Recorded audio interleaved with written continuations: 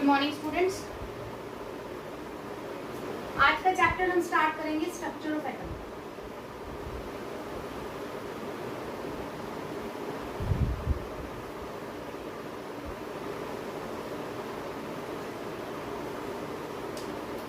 Structure of atom से आपका मतलब क्लियर है कि यहाँ पर हम एटॉमिक स्ट्रक्चर के बारे में डील करेंगे कि एटॉमिक स्ट्रक्चर है क्या चीज। As all of you are in 11th class, तो आप सबको पता है कि एटम के अंदर तीन चीजें होती हैं, इलेक्ट्रॉन, प्रोटॉन एंड न्यूट्रॉन।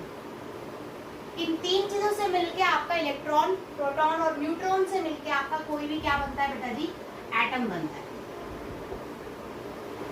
तो सबसे पहले हम इलेक्ट्रॉन, प्रोटॉन और न्यूट्रॉन की स्टडी के बारे में पढ़ेंगे एक एक करके कि किसने इलेक्ट्रॉन को डिस्कवर किया, किसने प्रोटॉन को और किसने न्यूट्रॉन को, और किस तरह से उन्होंने इसको डिस्कवर किया।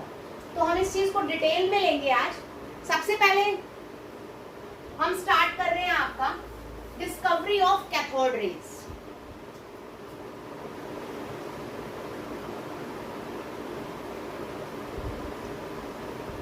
Discovery of cathode rays.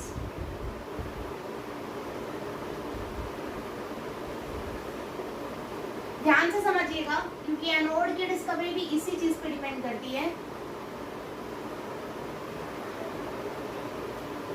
ये मैंने एक डिस्चार्ज ट्यूब बनाई है। डिस्चार्ज ट्यूब किस तरह से होती है, जैसे आप पेप्सी वगैरह की बोतल देखते हैं तो बड़े वाली बोतल आप इमेजिन कर लीजिए, शीशे की अगर बोतल बनी हुई है पूरी की पूरी एक ही जैसी, तो वो डिस्चार्ज ट्यूब कहलाती है।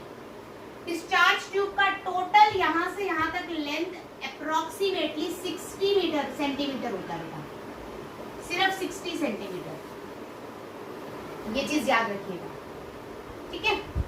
इसके अंदर दो प्लेट्स लगी होती है मेटल की,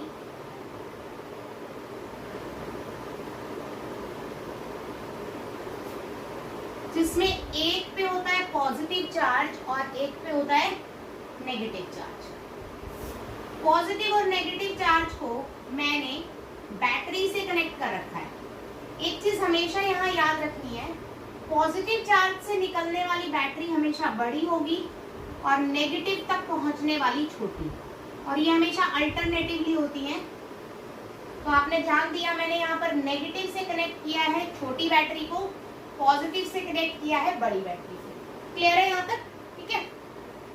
ये जो सोर्स है इसे हम बोलेंगे वोल्टेज सोर्स। इसके जो पावर है वो मोर देन 10⁻⁴ वोल्ट होती है। मतलब 10⁻⁴ वोल्ट से ज्यादा कितनी भी वोल्टेज ये प्रोवाइड कर सकता है। तो कितनी कर सकता है, 10⁻⁵ वोल्ट भी कर सकता है, 10⁻⁶ वोल्ट भी कर सकता है, 10⁻⁷ वोल्ट भी कर सकता है। इस तरह से यहाँ पर जितनी मर्जी वोल्टेज आपको चाहिए हो, आप उतनी इसको इंक्रीज और डिक्रीज कर सकते हैं अपने अकॉर्डिंगली, ठीक है। उसके अलावा यहाँ पर एक पंप लगा होता है, वैक्यूम पंप।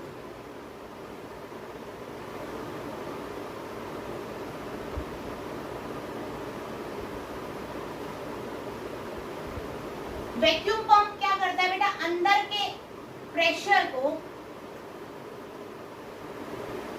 10⁻⁴ एटमॉस्फेरिक प्रेशर से कम बना के रखता है।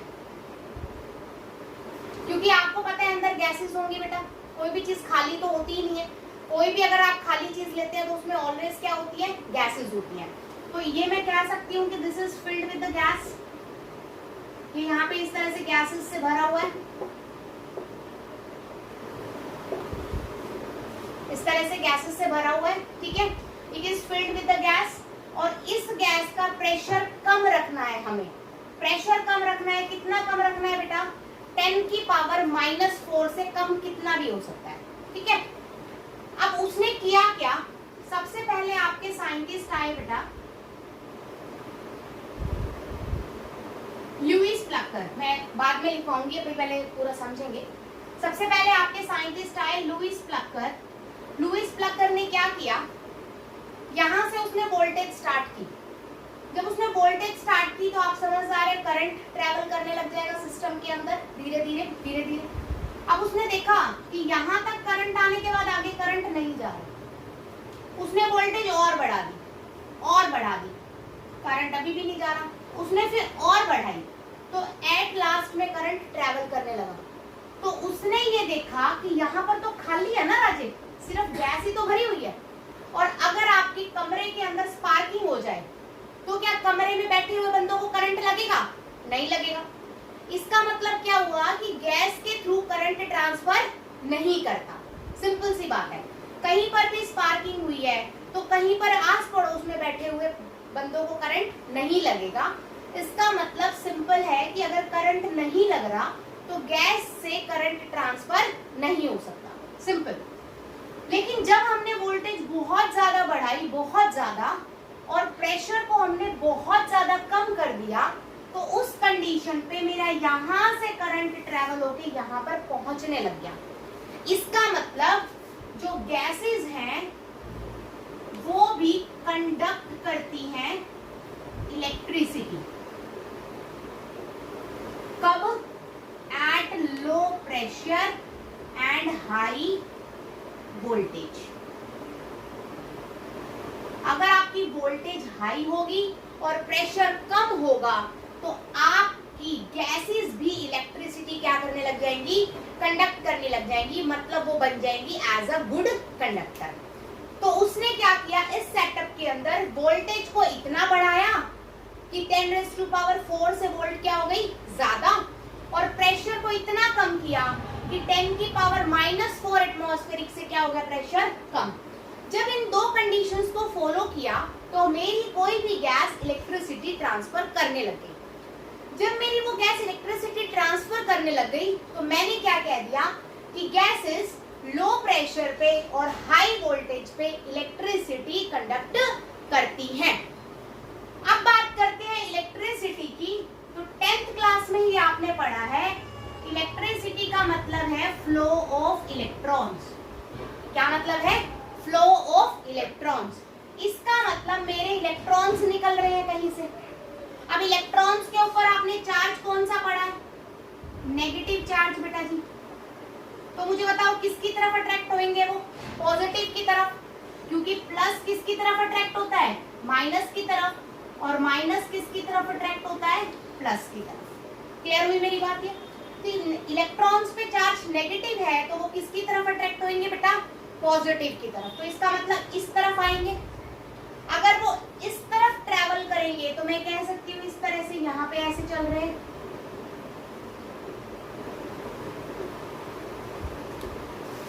क्लियर हुई मेरी बात? कहाँ से निकल रहे हैं? नेगेटिव को हम बोलते हैं बेटा कैथोड, और पॉजिटिव को हम बोलते हैं एनोड। तो जो ये रेज निकली है, कहाँ से निकली है बेटा? कैथोड से। इसीलिए इन रेज को हमने नाम क्या दे दिया? Cathode rays. तो कैथोड रेज कुछ भी नहीं थी, डिस्चार्ज ट्यूब के अंदर at low pressure and high voltage पे आपकी इलेक्ट्रॉन्स की बीम निकल रही थी कैथोड से, नेगेटिव से। किसकी तरफ अट्रैक्ट हो रही थी? पॉजिटिव, दैट इज एनोड की तरफ। उस बीम ऑफ इलेक्ट्रॉन्स को, स्ट्रीम ऑफ इलेक्ट्रॉन्स को हमने नाम क्या दे दिया? Cathode rays. क्योंकि उस टाइम के साइंटिस्ट जो थे उनके पास इतने ज्यादा एक्सपेरिमेंट करने के लिए सेटअप नहीं थे कि वो एक ही बारी में सब कुछ स्टडी कर सके। इसीलिए उस टाइम पर उनको सिर्फ ये लगता था कि कैथोड से कुछ रेज निकल रही हैं, जिनको उन्होंने नाम क्या दे दिया? Cathode rays. उनको तब तक, उस टाइम तक ये नहीं पता था कि कैथोड का मतलब ही क्या है? इलेक्ट्रॉन्स हैं। क्लियर हुई मेरी बात? ये तो कैथोड रे क्या है आपको समझ आ गई? कैथोड रेज वो रेज है बेटा जो आपकी ट्रेवल करेंगी from cathode to anode at high pressure, sorry low pressure and high voltage. ठीक है,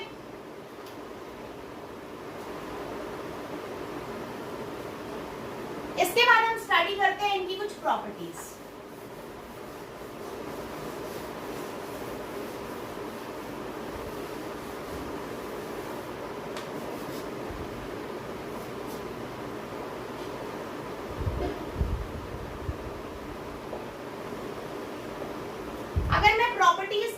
करूं तो सबसे पहली प्रॉपर्टी आपने देखा, यहां पर मैं छोटा सा डायग्राम बना देती हूँ।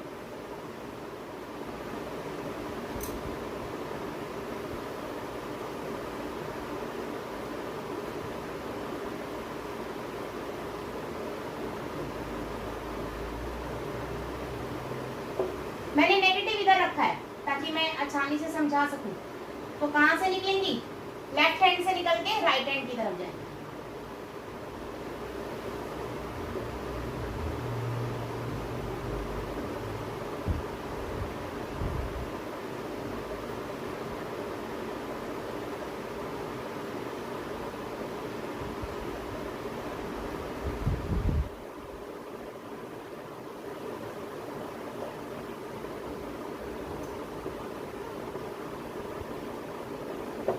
हाँ जी बेटा जी, थोड़ा सा ध्यान दीजिए, बिल्कुल सीधी जा रही है बेटा, इधर से उधर कहीं भी टेढ़ी मेढ़ी नहीं होएंगी। इसका मतलब सारी की सारी रेस कहाँ ट्रेवल करेंगी? बिल्कुल ही ना स्ट्रेट लाइन में। तो सबसे पहली प्रॉपर्टी किस चीज में ट्रेवल करती है बेटा जी? बोलो, स्ट्रेट लाइन में सीधी सीधी ट्रेवल करेंगी, इधर उधर नहीं जाएंगी। दूसरी चीज देखिए, इलेक्ट्रोड आपकी ये है बेटा, इस तरह से रेस आपकी ऐसे हैं, कितना कौन सा एंगल बना रही है? 90 डिग्री। तो सोर्स के परपेंडिकुलर रहेंगी। क्लियर? तो perpendicular to the electrode,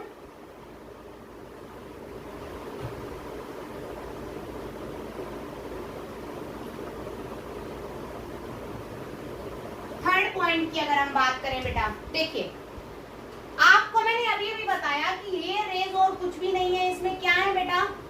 electrons है। क्या है? इलेक्ट्रॉन्स। अब these are the functions of electrons, ये सिर्फ इलेक्ट्रॉन से मिलके बने हैं। अब इसमें इलेक्ट्रॉन है तो उस पर चार्ज कौन सा है? नेगेटिव। मैंने क्या किया बेटा, यहां पर फील्ड क्रिएट कर दी।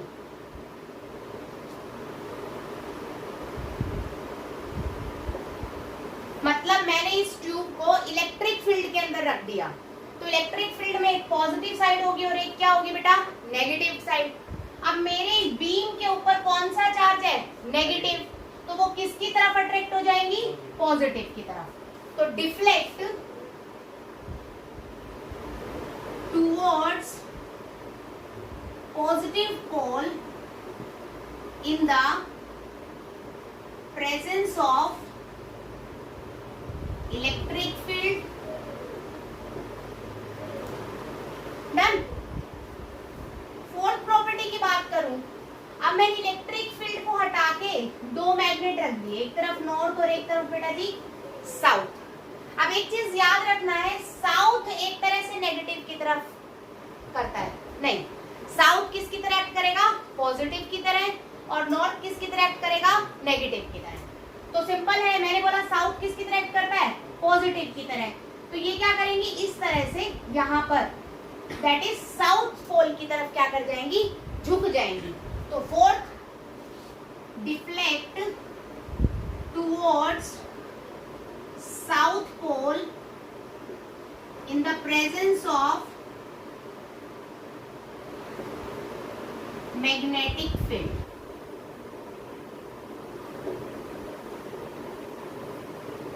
चार पॉइंट आपको समझ आ गए हैं? उसके बाद बात करते हैं बेटा, इलेक्ट्रिक फील्ड पे चेंज होगी, मैग्नेटिक फील्ड पे चेंज होगी। बेटा ट्रैवल कर रही है, अगर ट्रैवल कर रही है तो इसके मतलब इनके पास कोई ना कोई काइनेटिक एनर्जी है। अगर कोई भी चीज चल रही है तो उसका मतलब उसके पास क्या है बेटा? काइनेटिक एनर्जी है। अगर उसके पास काइनेटिक एनर्जी है तो काइनेटिक एनर्जी का फॉर्मूला आप 10th में पढ़ के आए हैं, हाफ mv²। इसका मतलब उसके पास कोई ना कोई क्या होगा? मास होगा, और उसके पास कोई ना कोई क्या होगी? वेलोसिटी होगी। क्योंकि अगर वो ट्रैवल कर रही है, चल रही है, तो उसका मतलब उनके पास क्या है? काइनेटिक एनर्जी है। और काइनेटिक एनर्जी का फॉर्मूला क्या होता है? Half mv²। That means they have mass and they have velocity. इनके पास दोनों चीजें हैं। अभी हम लिखेंगे ये पॉइंट। उसके बाद अगर और देखें बेटा, मैं कह रही हूं अगर ये टकराती हैं, टकराएंगी, किससे टकराएंगी? एनोड से। जब ये टकराएंगी तो यहाँ पर हीट क्रिएट हो जाएगी, मतलब हीटिंग इफेक्ट शो करती हैं। जैसे ही टकराएंगी वैसे ही क्या करेंगी? हीटिंग इफेक्ट शो करेंगी। हवा में तो हीटिंग इफेक्ट हो नहीं रहा है, हम अपने हाथ मसलते हैं तो हीटिंग इफेक्ट आता है। तो हाथ मसलने का मतलब सिंपल है बेटा कि हम दो चीजों को रब कर रहे हैं। चीजों को मतलब मैटर को, कुछ ना कुछ है ना, हाथ किसी चीज के बने हुए हैं। तो अगर हम मैटर को रब करते हैं या दो मैटर आपस में टकराते हैं तो क्या प्रोड्यूस होती है? हीट। इसका मतलब इसके पास मैटर प्रॉपर्टी है। तो हमने इसके अलावा 2 पॉइंट पढ़े। Fifth, have material property and sixth, have velocity.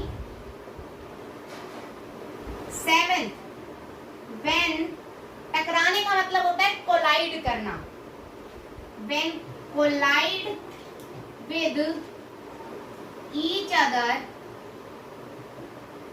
Then produces heat. जब एक दूसरे से टकराएंगे तो हमेशा क्या प्रोड्यूस करेंगे? हीट प्रोड्यूस करेंगी। तो these are the some properties. इसके अलावा कुछ और स्टडी करते हैं, ध्यान से देखिए। हमने अब तक ये पढ़ा इसके पास मटेरियल प्रॉपर्टी है। तो एक बात बताओ, अगर मेरे पास एक पत्थर है, मैं उसको दीवार पे मारूंगी तो दीवार पे निशान होएगा? सिंपल होएगा। तो ये कहीं पर यहाँ जाके टकराएंगी बेटा तो उस पे निशान होएगा? बिल्कुल होएगा। तो मैं कह रही हूँ मैंने यहाँ पर कोटिंग कर दी, जिंक सल्फाइड की कोटिंग। किस चीज की कोटिंग है ये? ZNS, जिंक सल्फाइड की। जिंक सल्फाइड का फायदा क्या होता है? जिंक सल्फाइड से कोई भी प्रोटॉन या इलेक्ट्रॉन, मतलब कोई भी चार्ज वाला सब्सटेंस, चार्ज स्पीसीज अगर टकराती है तो वो हमेशा लाइट प्रोड्यूस करता है। क्या प्रोड्यूस करता है? लाइट। तो सिंपल सी बात है बेटा, जैसे ही ये जिंक सल्फाइड से टकराएंगी क्या प्रोड्यूस करेंगी? लाइट, स्पार्क प्रोड्यूस करेंगी। ठीक है। तो on striking with ZNS coating, they produces spark. Spark produce करेंगी। यहां तक क्लियर है सबको? ठीक है, एक बार रब करते हैं, उसके बाद आगे देखते हैं।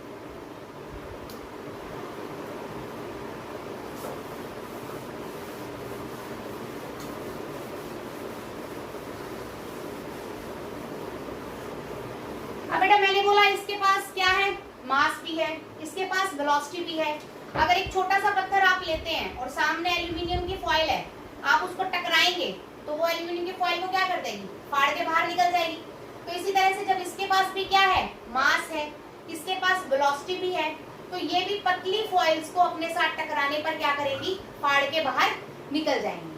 तो हमारा 9th पॉइंट है, can penetrate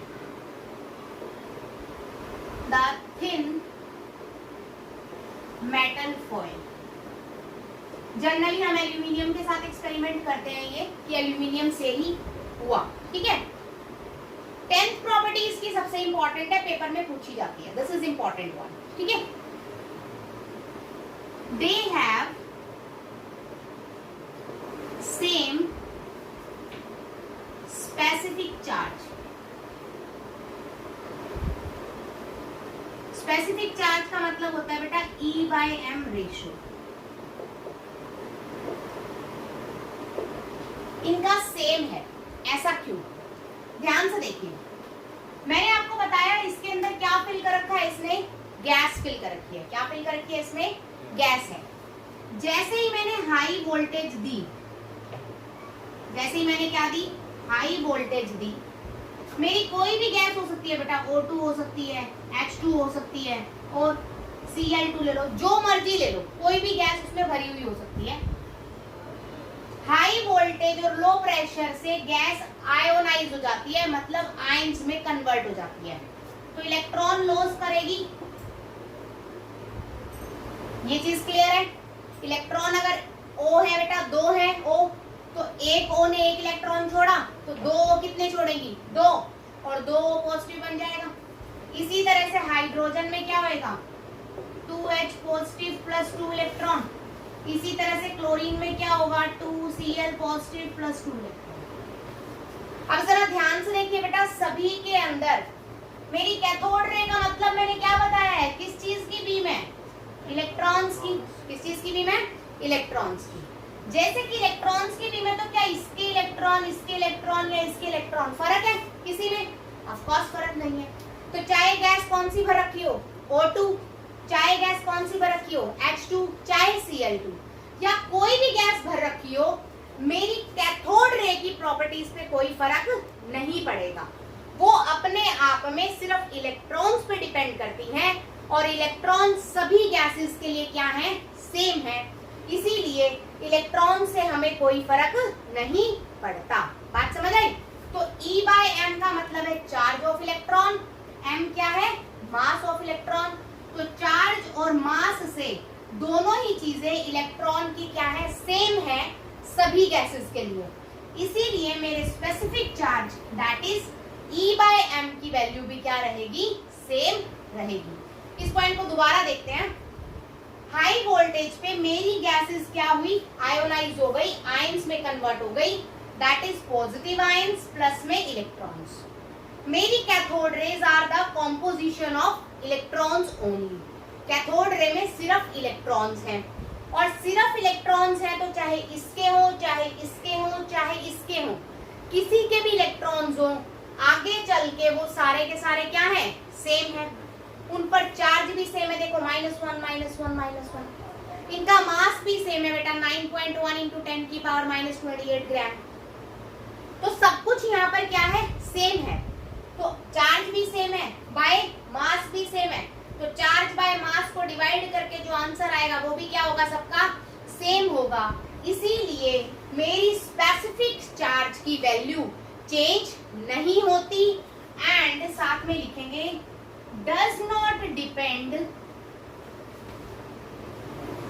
on nature of gas and electrode used. और जो आपने इलेक्ट्रोड यूज की है उस पे, या फिर जो गैस भर रखी है उस पे डिपेंड नहीं करते। बात समझ आ गई? तो these are independent to the nature of gas and the electrode used. Clear होगी बात यहाँ तक? This is the important one, ये सबसे ज्यादा important point था, ठीक है? तो these are all properties of your cathode rays. Cathode rays की प्रॉपर्टी यही है। अब हम देखते हैं E/m ratio for your electrode.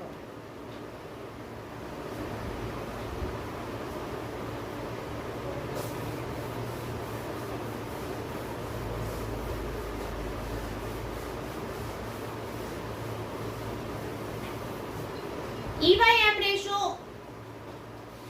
Calculate करते हैं हम।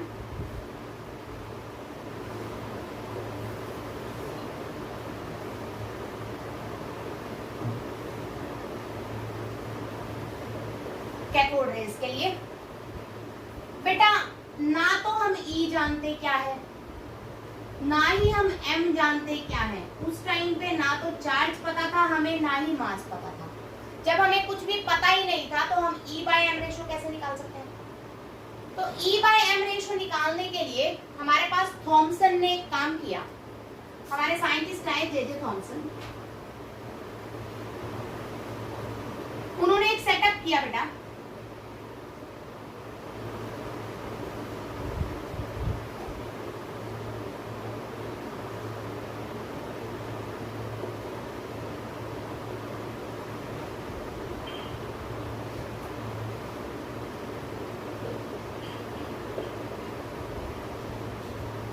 कैथोड रेज ली उन्होंने।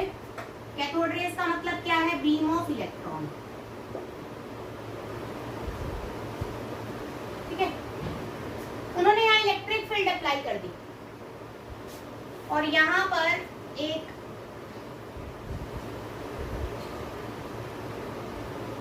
प्लेट सी ले ली जिसके ऊपर ये टकराए तो हमें पता चले। तो आप कह सकते हो ZnS, और ZnS होता है फ्लूरोसेंट कोटिंग। फ्लूरोसेंट कोटिंग का मतलब होता है कोई भी चार्ज पार्टिकल अगर टकराएगा तो स्पार्क प्रोड्यूस होगा। तो ऐसी कोटिंग जिससे कोई भी चार्ज पार्टिकल टकराए और स्पार्क प्रोड्यूस हो, उस कोटिंग को हम क्या बोल देते हैं, फ्लूरोसेंट कोटिंग। अगर यहाँ पर मैं ग्लास ले लेती हूँ, सिंपल ग्लास, तो मेरा ग्रीन कलर की लाइट आ जाएगी। कौन सा ग्लो आएगा? ग्रीन कलर का। ठीक है। अब बेटा आप बहुत अच्छे से जानते हैं कि बीम ऑफ इलेक्ट्रॉन मतलब कैथोड रेज का मतलब क्या है? इलेक्ट्रॉन्स। और इलेक्ट्रॉन्स का मतलब चार्ज कौन सा हो गया इस पे? Negative charge. यहाँ तक आपको पता है अच्छे से। अगर मैंने इलेक्ट्रिक फील्ड लगा दी तो एक तरफ कौन सा चार्ज है?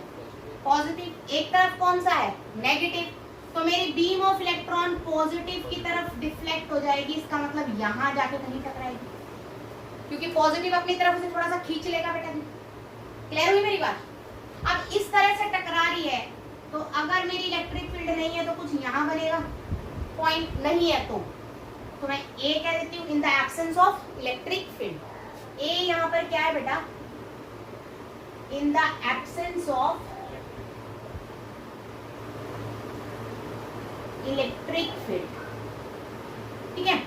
जैसे ही मैंने इलेक्ट्रिक फील्ड अप्लाई की, पॉजिटिव ने नेगेटिव को अपनी तरफ खींचा, एज अ रिजल्ट पोजीशन बन गई मेरी बी। इन द बी मतलब एक्स लेवल, इन द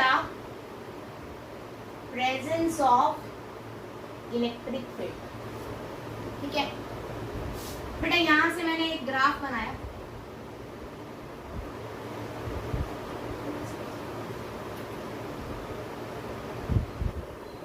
तो देखो कुछ इस तरह का पाथ फॉलो कर रहा है, ऐसे टेढ़ा, ऐसे, है ना?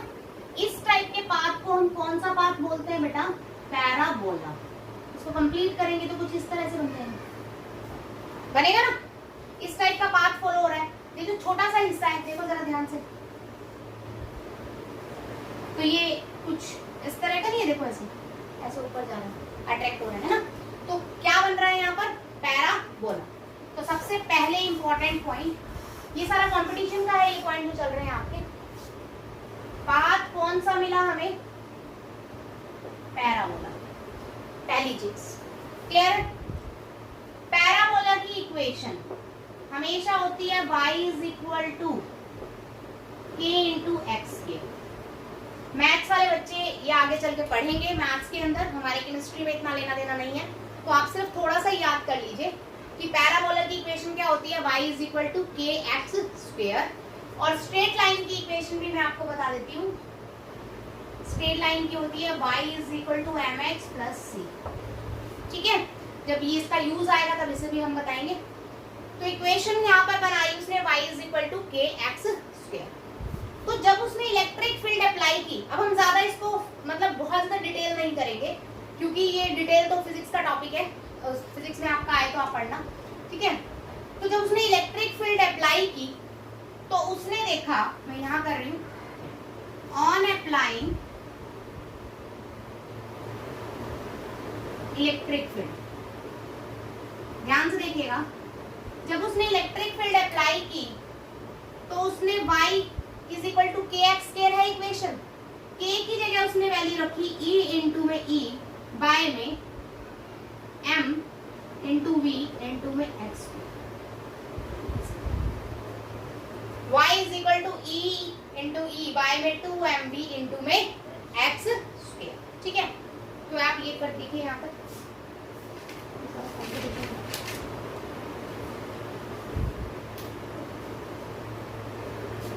तो इलेक्ट्रिक फील्ड अप्लाई करने पर उसको पता लगा कि कांस्टेंट की value E into E by में 2m v स्क्वायर v है,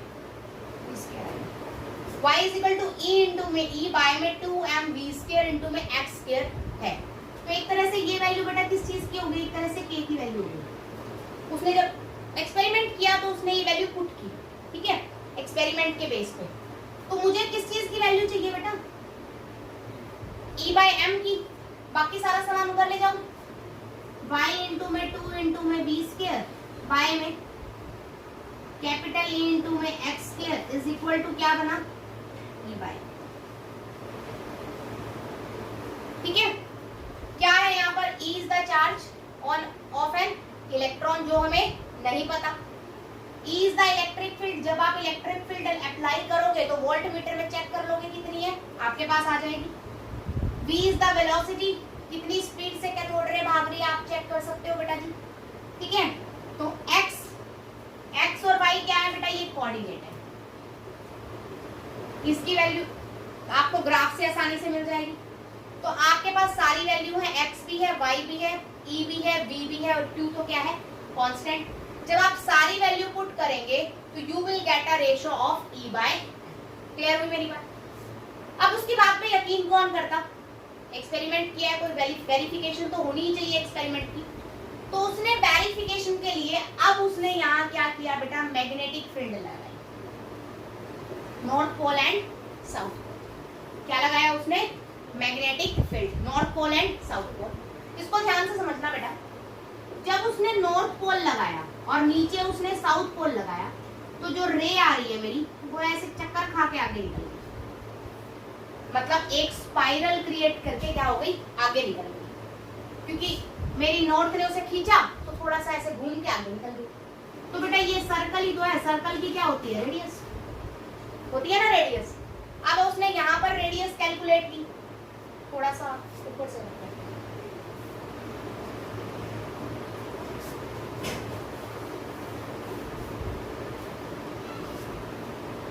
यहाँ पे जो रेडियस उसने कैलकुलेट की वो क्या आ गई, mv/e इंटू बी।